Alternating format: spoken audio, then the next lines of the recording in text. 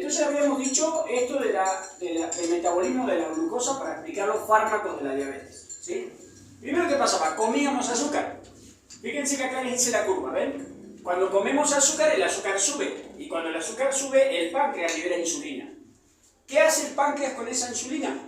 Hace que la glucosa de la sangre entre a la célula y se produzca glucólisis. Y también hace que parte de esa glucosa se transforme en glucógeno, que era la forma que reservábamos azúcar. O sea, glucogenogénesis, ¿sí? O sea, la insulina hace glucogenólisis y glucogenogénesis, ¿sí? Ahora, cuando pasa el tiempo, fíjense que el azúcar empieza a bajar de la sangre porque la estamos usando para la célula y para guardarla acá, baja la glucemia. Y cuando baja la glucemia, ya está bajando a un límite inferior, el páncreas libera otra hormona, ¿sí? Que se llama glucagón. El glucagón lo que va a hacer es que como el azúcar ya está bajando mucho, lo que habías guardado lo empieces a pasar a la sangre de nuevo, para mantener siempre un nivel de azúcar, ¿no? Entonces lo que va a pasar es que al glucógeno lo vas a degradar y vas a formar glucógeno, o sea, vas a hacer glucogenolisis, o sea, empiezas a degradar el glucógeno que había formado para que nunca te falte azúcar en sangre. Entre la insulina y el glucagón mantienen los niveles de glucosa. ¿Se entiende hasta ahí? Obviamente que si comeste un exceso de calorías, la insulina va a formar glucógeno en el hígado y en el músculo y el exceso de azúcar se convierte en grasa. O sea que también vas a formar glucogenogénesis, ¿sí? Glucogenogénesis. La glucogenogénesis, o sea, a ver, la insulina va a producir glucólisis, glucogenogénesis y, si tienes demasiado azúcar, lipogénesis. O sea, el exceso de azúcar se transforma en grasa. ¿Se entiende? Es todo anabólico, ¿ven? Que formé glucógeno, formé lípidos, ¿sí? Ahora, ¿qué pasa? Cuando no comes, a lo que no hay glucógeno, el glucagón, bueno, primero va a romper todo el glucógeno para que tengas azúcar en la sangre, pero cuando ya no te quede glucógeno, lo que va a pasar es que le va a echar mano a los lípidos que formaste y a las proteínas, ¿sí? Entonces, si tú no tienes glucógeno ya, es decir, yo comí pero no volví a comer, el glucagón, o sea, se empieza a bajar el azúcar y detectamos el azúcar bajo, entonces liberamos glucagón. El glucagón rompe el glucógeno, o sea, glucogenolisis, para liberar ese azúcar. Pero cuando ya te consumiste todo el glucógeno, el glucagón lo que va a hacer es que los lípidos que tú tenías y las proteínas de los músculos se rompan, vayan al hígado y se transformen en glucosa. O sea, de alguna forma hay que mantener la glucosa. Es decir, que tú vas a usar la glucosa libre, la glucosa almacenada, perdón, y cuando ya no te quede glucosa, para sacar glucosa de ningún lado, vas a sacar de las grasas y del músculo. Cuando utilizas la glucosa, o sea, cuando utilizas los lípidos y las proteínas para formar azúcar, se llama gluconeogénesis, ¿sí? O neoglucogénesis, ¿sí? Eso es lo normal, ¿sí? ¿Estamos de acuerdo? Ahora, en el diabético, ¿qué pasa? Bueno, ya tenemos que cancelar esto. En el diabético hay un pico de azúcar, pero se mantiene, ¿sí? ¿Por qué? Porque no hay glucólisis. Es decir, hay azúcar en sangre, pero no hay insulina, o la insulina no sirve. ¿Vas a formar glucógeno? No. ¿De dónde si no tienes glucosa? ¿Vas a formar grasas? No.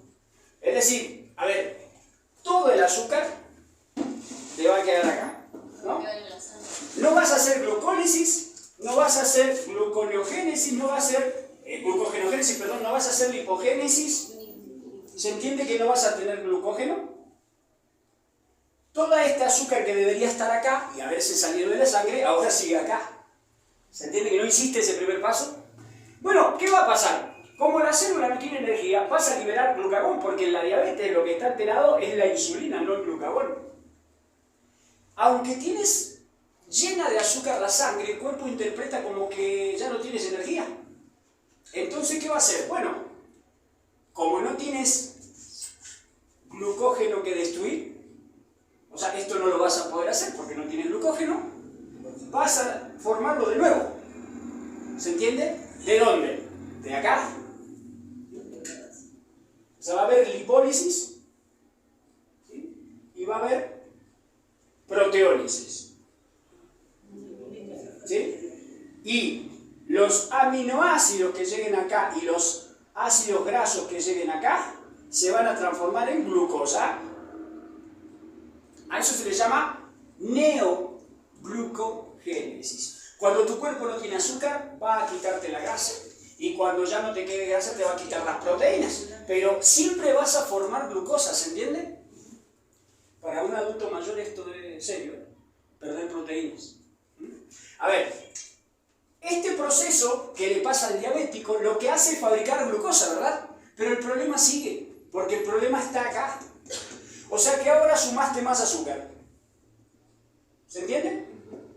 O sea, este proceso que tú hiciste fue para tener más azúcar, pero el problema es que tú ya tenías mucha azúcar.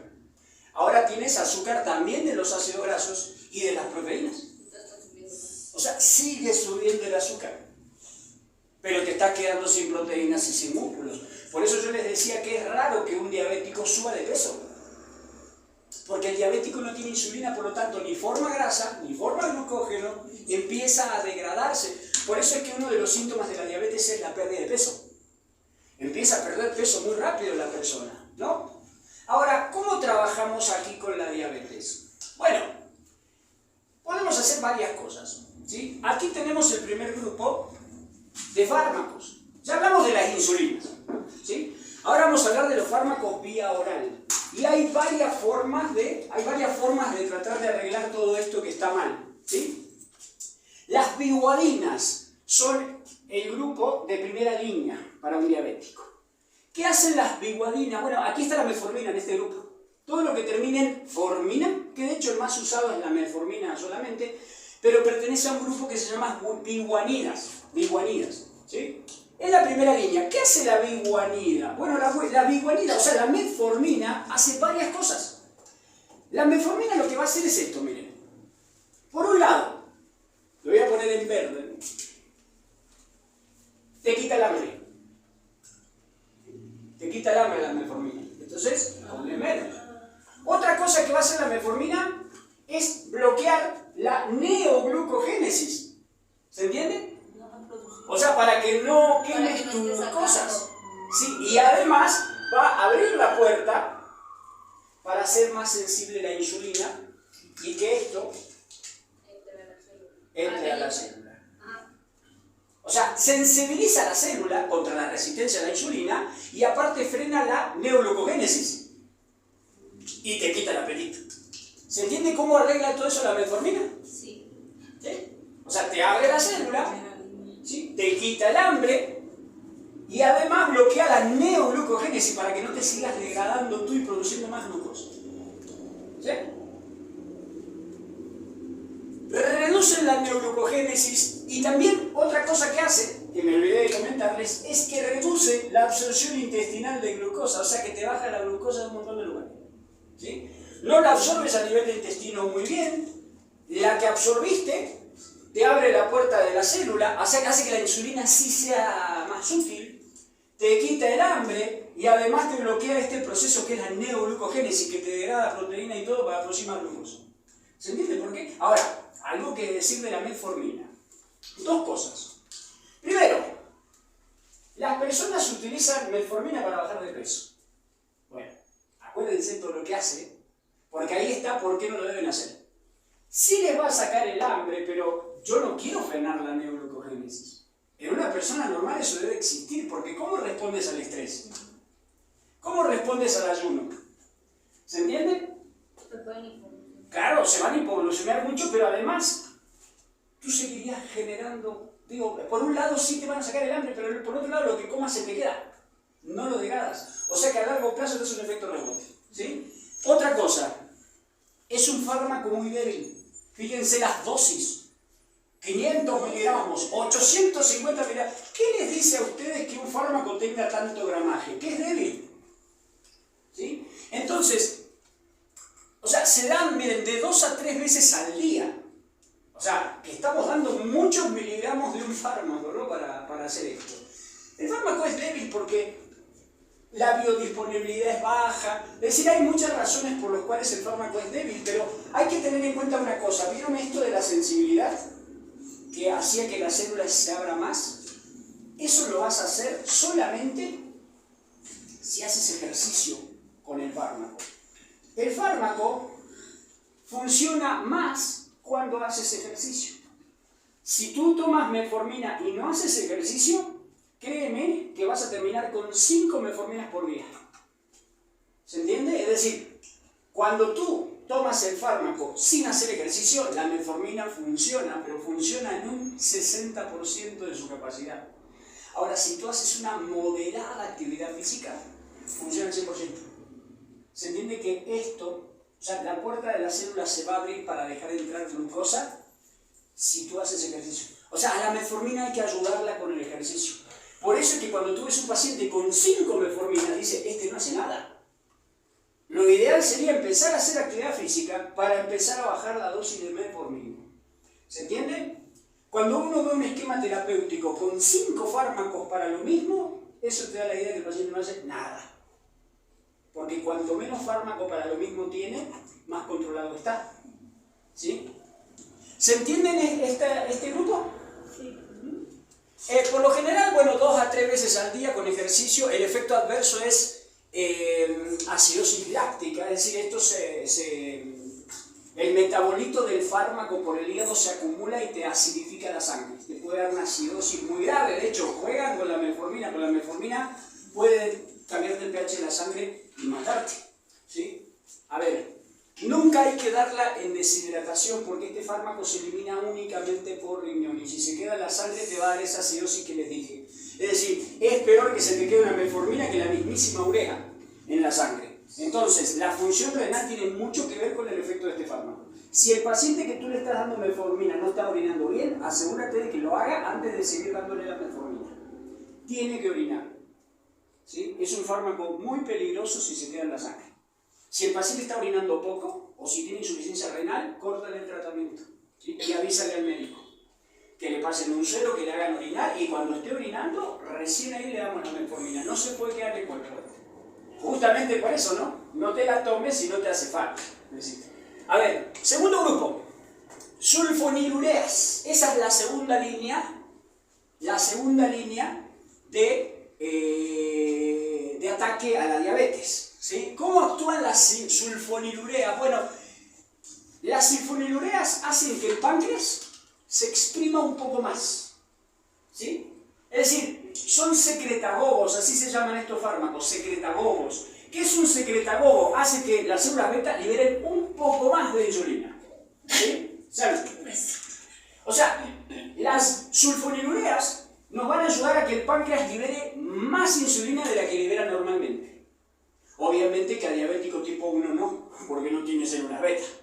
O sea, estas solamente se le dan al tipo 2, ¿no? Entonces, ¿a quiénes tenemos aquí? Todo lo que termine en mida, ¿sí? O todo lo que empiece con gli. Es decir, estos son los familiares. Clorpropramida, o glibenclamida, glimepirida, todos los gli, ¿sí? Todos funcionan así, o sea, son secretagogos que hacen que las células betas del páncreas se expriman un poco más, ¿sí? O sea, es como que te ayudan a que el páncreas libere un poco más de insulina. Funcionan así y además aumentan también la sensibilidad periférica igual que la metformina. O sea, abren más la célula. O sea, no solo hace que liberes más, sino que también hace que la célula sea más sensible a la insulina que acabas de liberar. Y también disminuye la neoglucogénesis. Lo mismo que la metformina. ¿Se entiende? O sea, a diferencia de la metformina, estas no te inhiben la absorción. ¿Sí? No te inhiben la absorción. Pero hacen, y aparte la metformina no actúa en el páncreas, la glibenclamida sí. Es decir, de este grupo el más característico suele ser la glibenclamida. ¿Sí? ¿Cómo funciona la glibenclamida? Bueno, mirando esta imagen, la glibenclamida lo que hace es estimular las células beta para que produzcan más insulina y a la vez abrir más la puerta. Y por si acaso, bloquear la neoglucogénesis para que no produzca glucosa de más. ¿Sí? Así funciona, es un secretagogo. Así funcionan las sulfonilureas, que son la segunda línea de defensa, ¿sí? Hay 3 generaciones, bueno, eso de las generaciones sí se lo dejo para que lo lean porque es más profundo. Digo, las generaciones, acá les repito, mira, se los comparo con las insulinas. Están los de vida media corta, que no te dan hipoglucemias a largo plazo, y los de vida media larga, que te dan, se entiende que funcionan igual que las insulinas, es decir, la clorpropramida, por ejemplo, tiene una vida media larga, y a dosis mayores de 500 te puede dar más hipoglucemia. O sea, como tiene una vida media larga, el paciente si no come en el día una comida, te da una hipoglucemia. Es decir, que tenga vida media larga el fármaco, tanto la insulina de acción prolongada como un hipoglucemiante vía oral de acción prolongada, quiere decir que los fármacos están haciendo efecto más tiempo en el cuerpo. Si el paciente se saltea una comida, va a tener hipoglucemias. Entonces, no son tan seguras estas. ¿Se entiende? ¿Por qué? Y porque son de vida media larga y en el día tienes más riesgo de hacer hipoglucemia que la que son de vida media corta. Pero el problema sigue estando en que el paciente a veces come todo el día y vas a tener que darle muchas dosis de esto en vez de darle poco de esto.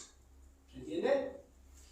Glibenclamida, vida media corta, esa tiene menos hipoglucemias, porque el ser de vida media corta, el tema es que el paciente no coma todo el día, porque te va a cubrir un poquito nomás esta y después vas a estar hiperglucémico. ¿Entiendes? Que todos tienen sus pros y sus contras. Y la glimepirida es otra también de vida media corta. Aquí les dejé el rango de dosis por si ustedes alguna vez lo necesitan. Así se dosifica a un paciente. 0.8 miligramos kilogramos día. ¿Sí? Repartido a veces en 2 o 3 tomas. Dependiendo cómo vaya la glucemia. Hay pacientes que les mandan los dos. Sí. ¿Por qué? Uno secreta agua y el otro aumenta la sensibilidad. Es decir, a ver, si te mandan las dos, volvemos a lo mismo, Jessie. Es porque estás muy mal. Sí, es porque, a ver, no alcanza con uno, te tienen que estimular otros sistemas más. ¿Sí? Solo hay problemas en las combinas. Sí, y además esto es sumación. Yo prefiero darte media metformina y media glibenclamida que superar el techo solo con metformina. ¿Se entiende?